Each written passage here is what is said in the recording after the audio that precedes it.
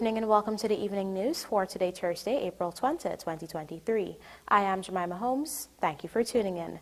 Now let's take a look at some of the lead stories tonight.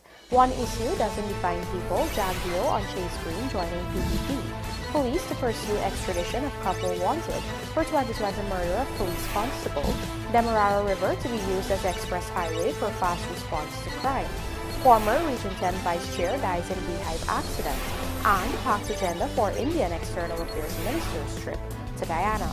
Now for the news in detail. General Secretary of the People's Progressive Party, Dr. JAGDEO, has defended his party's move to welcome former Georgetown Mayor Patricia Chase Green into its camp, saying the PPP is open-minded and will not let one issue define how it relates to an individual. Here is Vanu Manichand with our lead story tonight.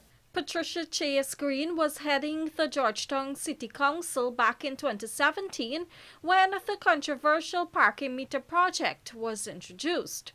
With Guyana now facing a US $100 million claim from the Mexican company over the halting of the project, the appearance of the former Georgetown mayor in the PPP camp earlier this week has raised eyebrows. But the party's General Secretary, Dr. JAGDEO, has defended the decision to accept the former PNC member. On the parking meter, yes, Chase Green was a central player. But if she's found culpable in any way whatsoever, we should have to deal with the consequences. But we don't let one issue define how we relate to people. Nevertheless, JAGDEO went on to say that the PPP is the only party with the most diverse list of over 2,000 candidates for the upcoming local government elections in June. On our list, there are 2,020 persons, candidates, 1,161 are men, and 859 women. We had between 18 to 35 young people, 613 of them. Between 36 to 50, 691. And over 50, 716 persons. On the list, you had 341 Afro-Guyanese, 84 Amerindians, and 187 mixed persons, and about 1,408 Indo-Guyanese. The only party that has been able to cross a threshold to get their list of candidates looking like Guyana.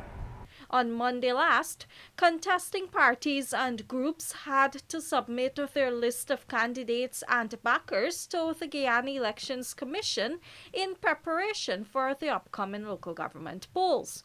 While the PPP will be contesting all 610 constituencies across the country, the main opposition party, the PNC-led Partnership for National Unity, APNU, is only contesting 327 constituencies, something which JAGDEO has described as disastrous under the Aubrey Norton leadership. APNU is contesting in 279 of the 610 constituencies in the country. That's about 45% of all the constituencies in the country. For a national party, like the APNU, to contest in only 45% of the constituencies in the country is a total disaster for that party. When we look at how many constituencies are being contested by APNU and other groups in the country, it will be about 327 of the 610. That is with APNU and other individuals as well as other groups. So what this means that there will be no contest and no contest in about 283 of the 610 constituencies. That means that the PPP has already won those constituencies because we contested in all 610 right across the country. Reporting for the Evening News, Fanu Manakcha. The Guyana Police Force today issued a bulletin for a husband and wife who are wanted for the brutal murder of Police Constable Quincy Lewis, who disappeared without a trace in June 2020. In fact, the police assured that it would take all legal actions necessary to pursue the extradition of the couple. Here are the details. Wanted are Takur Diyal Samaru and his wife Nakiba Zafar Ali, whose last known address is listed as Lot 7 Ogle Front Road, East Coast, Demerara. The duo is said to be out of the jurisdiction, and the police force has since indicated that all efforts will be made to have them extradited. After hours of combing through an area along the Suzaik-Linden Highway on Wednesday afternoon, detectives uncovered human skeletal remains believed to be those of missing police constable Quincy Lewis. The remains were found buried in a shallow grave at the Madwini sandpit area. From observations made by the detectives, it has been surmised that Lewis's head was wrapped in a plastic bag and duct-taped, while his hands and feet were bundled by plastic straps. The discovery was made after intensive interrogation of two suspects who allegedly admitted that they had known about the killing of the officer who was stationed at the Agricola police station. From investigations, it has been determined that Lewis was shot and killed by the husband of a woman with whom he shared an intimate relationship. According to Crime Chief Wendell Blanham, the missing policeman was reportedly lured to the woman's home on the east bank of Demerara, where he was allegedly shot dead. On the day he went missing, June 19, 2020, Lewis had visited his La Parfait Harmony West Bank Demerara home to uplift a few pieces of clothing before boarding a motor car. His family became aware that he was missing when the owner of the car, which he had left in, went to his family 4 days later to collect his car. The family had been under the impression that Lewis was on duty and became alarmed when they were told that he did not turn up for work. Several efforts were made to contact Lewis's phone, but they were all in vain. CCTV footage later revealed that Lewis had crossed the Demerara Harbor Bridge and he was last seen entering Greenfield Park, East Bank, Demerara. Months after he disappeared, Lewis's cell phone was found in the Tamari East Bank Demerara area with the screen cracked. The Guyana government is looking at utilizing its waterways to shorten the response time to crime and security matters. This is according to President Dr. Irfan Ali at a recent event, during which he was highlighting increased efforts to modernize the local maritime sector. The head of state noted that government is aware it must use the country's rivers in a more efficient way, including as an express lane when responding to crime and security threats. He also revealed that several law enforcement agencies would also soon receive new equipment to boost their capabilities, all aimed at modernizing the security architecture in Guyana. Here's what he had to say. We are actively pursuing the acquisition of a marine firefighter vessel to add to our fleet. In coming months, we'll also be adding another important piece of asset to our Coast Guard. Whilst the new Metal Shark will be arriving, we are also advancing discussions on a mothership vessel and some faster interceptor vessels that are ocean going. We are also, on the security front, working to better utilize our riverways as express highways for fast response in terms of crime. As you know, the Demerara River gives us the opportunity to run the entire coast from Georgetown here all the way to Tamari and even beyond. So the Guyana Police Force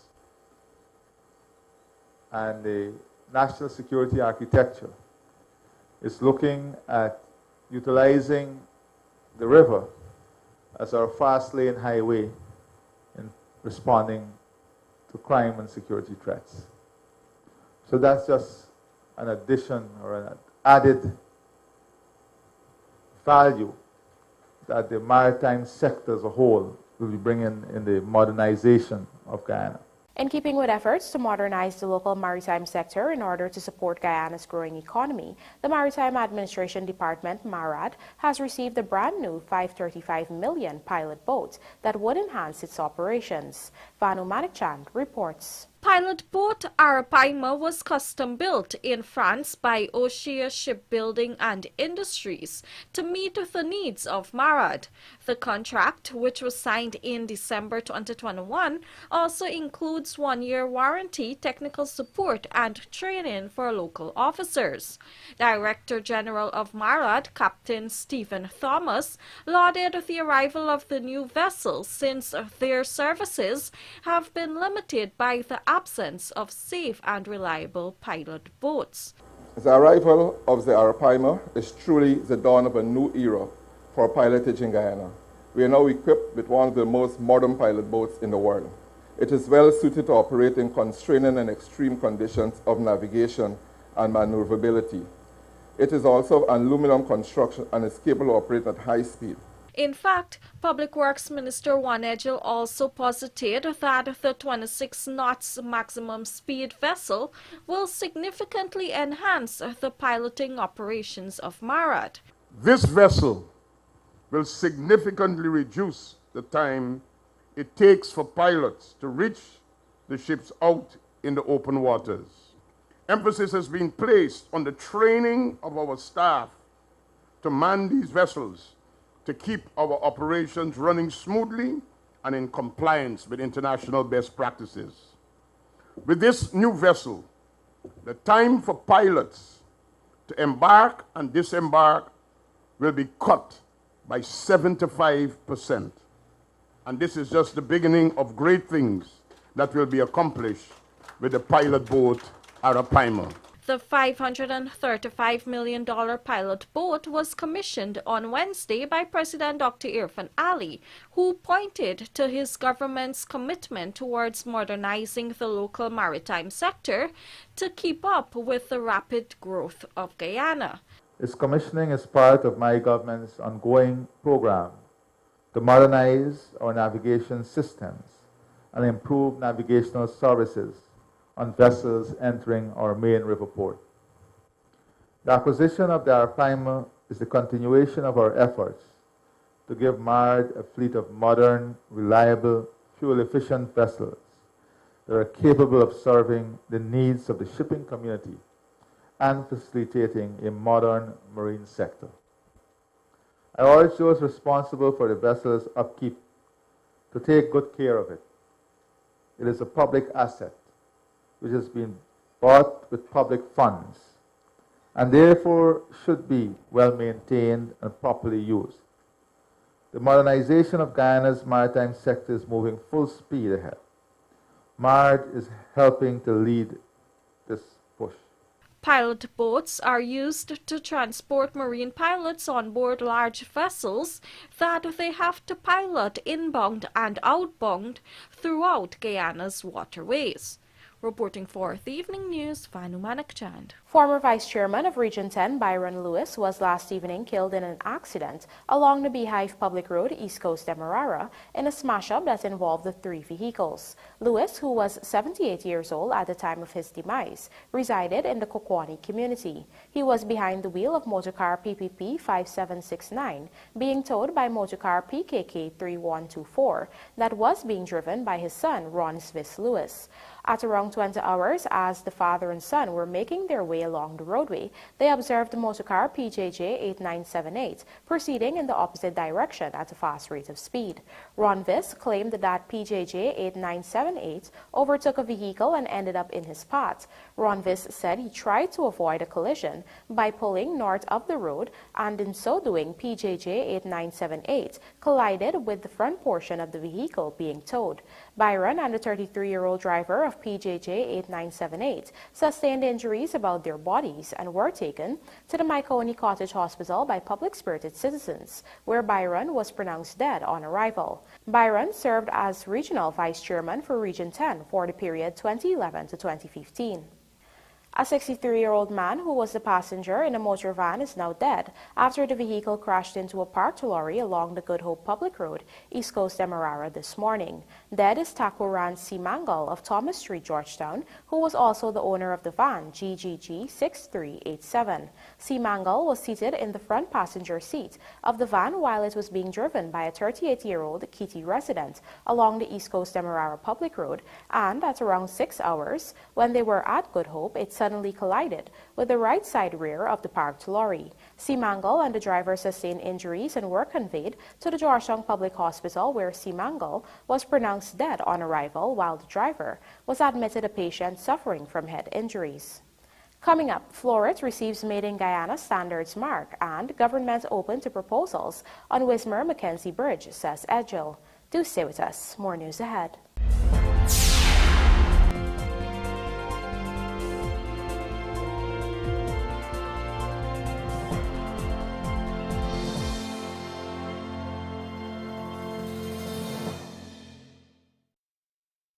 Oh my lord!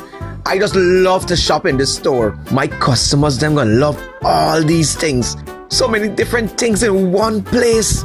Household items, electronics, toys, stationery, confectionery, exercise equipment, shoes and clothes for men, women and children, school things, costume, jewelry, perfume, makeup. Oh, look the makeup! Giftland Office Max, Guyana's favorite department store.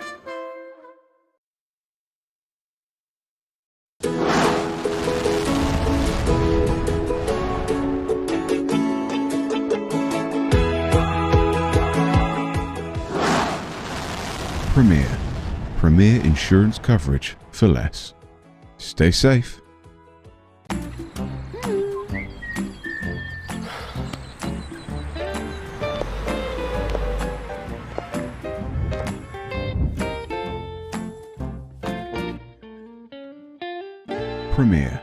Premier insurance coverage for less. Stay safe.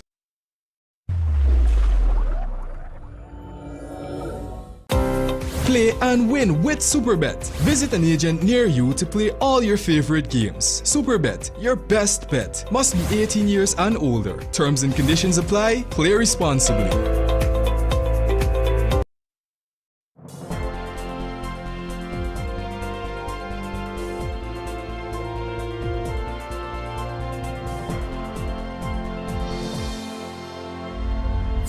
Welcome back. You're watching the Evening News. The Guyana Manufacturing and Services Association held its annual general meeting for the fiscal year 2022, and Ramsey Ali was elected as its new president. Ramsey Ali, Chief Executive Officer of Sterling Products Limited, has a background in sales and marketing dating back to 1988. For years, Mr. Ali has made invaluable contributions to the GMSA, where he aggressively pushes for success and development in the manufacturing sector. The GMSA's uncapped marketplace is his brainchild, and it continues to support small and micro enterprises in their development, marketing, and other pertinent areas.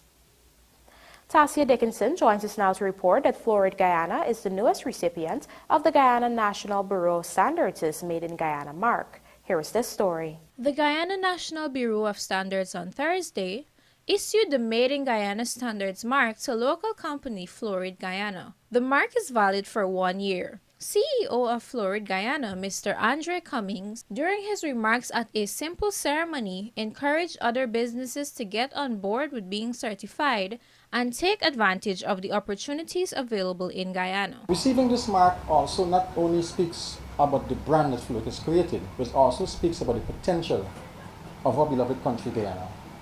And like Mr. Kester, encourage all businesses to come on board, to get certified, pay attention to customer service, to quality standards, because Guyana is on a serious rise now, and we don't want others to come in here and, pull stuff out of our feet. There's lots here to be gathered, and we need to step up to the plate and really provide goods and services of world-class standards. Meanwhile, the Commissioner of the Guyana Forestry Commission, Edward Goberdan, encouraged GNBS to become a member of the International Accreditation Forum so they can be up to date with new developments in the forestry sector. We also encourage the GNBS to become a member of the International Accreditation Forum,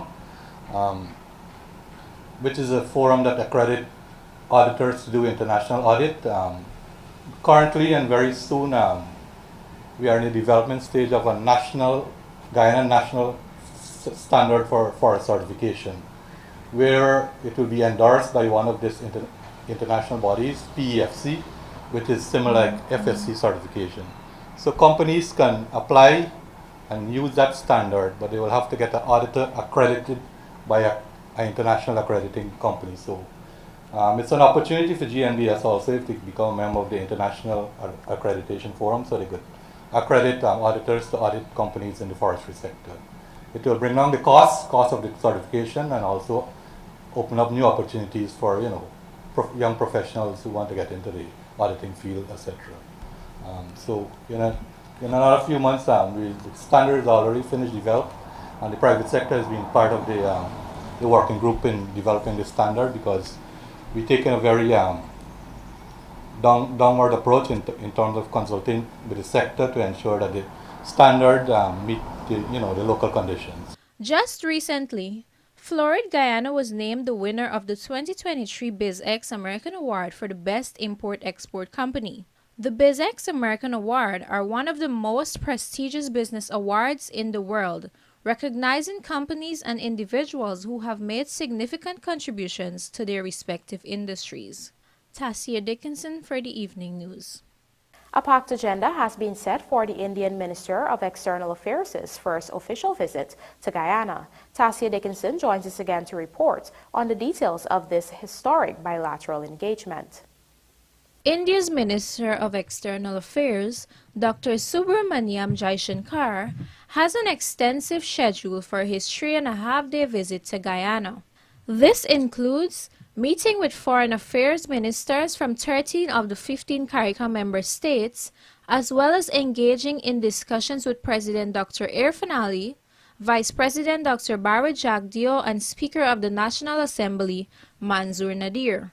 We are working very assiduously over the past few years, wherein we are actively engaging with Guyana from India. We are working on many new projects. We are working on building a strong partnership. In Guyana, Dr. Jaishankar will be calling on the leadership of Guyana and interacting with several ministers.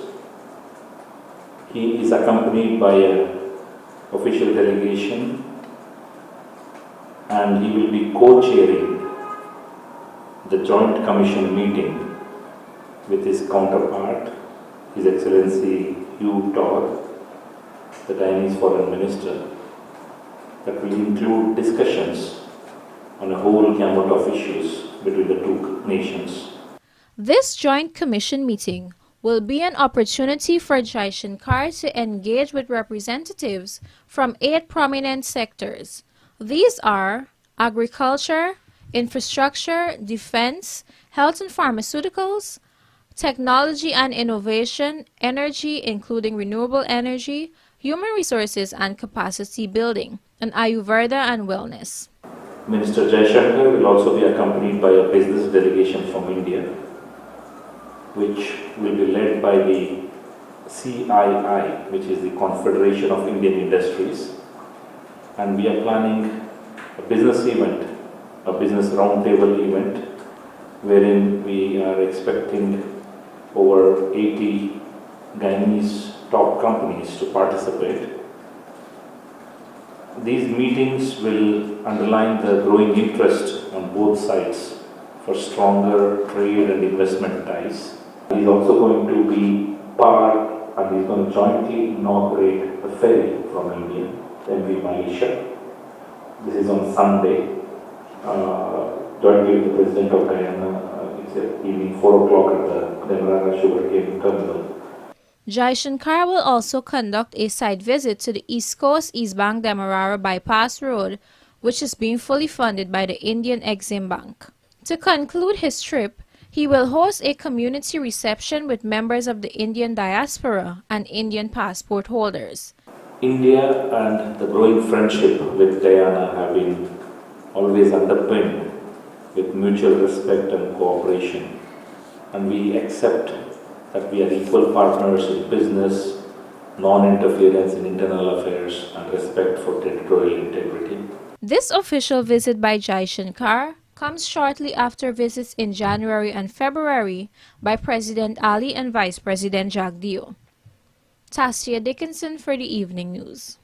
Even as work continues on the Linden to Lethem Road, the government remains open to discussing proposals from companies to build the new Wismar to Mackenzie Bridge, which is also planned. Gerald Bryan tells us more.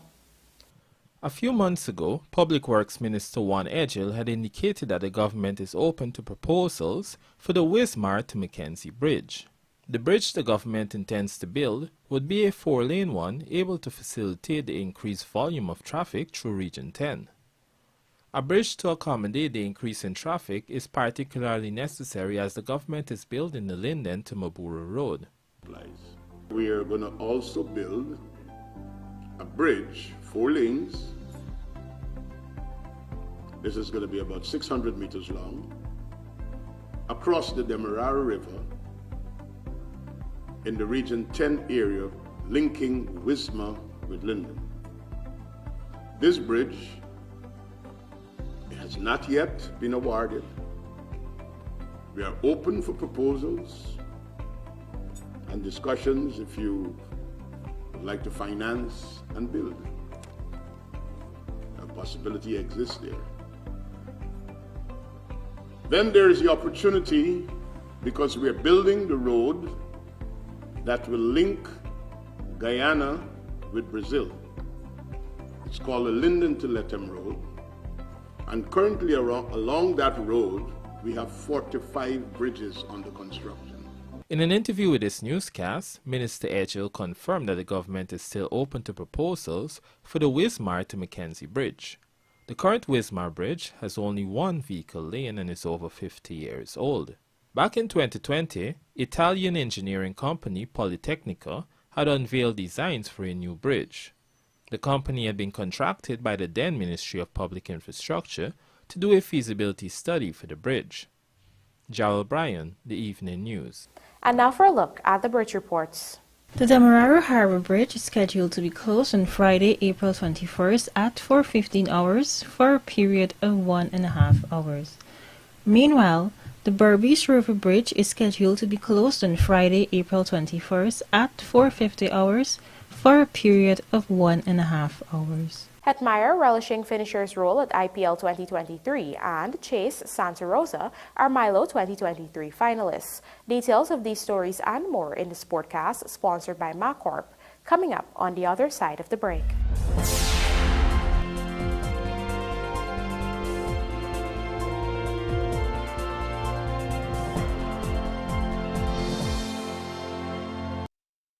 Foodmax Supermarket, located on the ground floor at the Giftland Mall, is your one-stop shop for all your grocery needs. We stock a variety of imported frozen meat and food products, fresh produce, and pet supplies, freshly made bread. Rotisserie chicken and patties are also available daily. Shop in comfort today at Foodmax and let our courteous staff assist you in satisfying your shopping needs. Foodmax, the fresh food specialist. Looking to bring your dream home to reality? Or simply taking on a home improvement project? Then National Hardware Limited is where you should start. Let us put that touch to your home.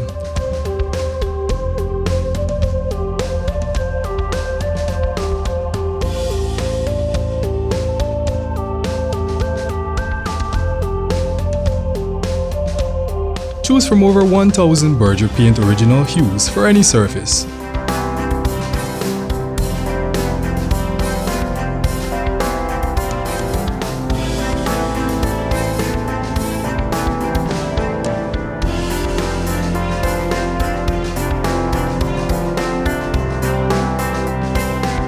We are known for our trusted brands such as Westinghouse, Philips, Sadco, Rubbermaid, Pyrex, Gibson Home, and so much more. National Hardware Limited, your do-it-best store. Located in downtown Georgetown and industrial site Rhymeville. John Lewis Styles has opened a new department, now offering home goods. Here you can find quality sheets and towels, pillows, blankets and even bath mats and shower curtains. Organize your laundry with clothes baskets, fabric steamers, irons and ironing boards. For the kitchen we have small appliances, towels and mittens, pot sets and dinner sets too. Decorate the house with mirrors, picture frames, floating shelves and decorative pillows. All these and more on Waterloo Street. It's fashion for the home. John Lewis Styles. Simply different.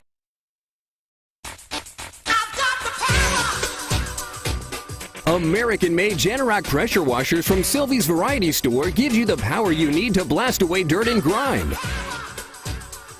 Providing the perfect cleaning power for any tough jobs around the house or business, from 2,500 to 4,000 PSI. So get the Generac pressure washer today with all the parts and accessories available from Sylvie's Variety Store.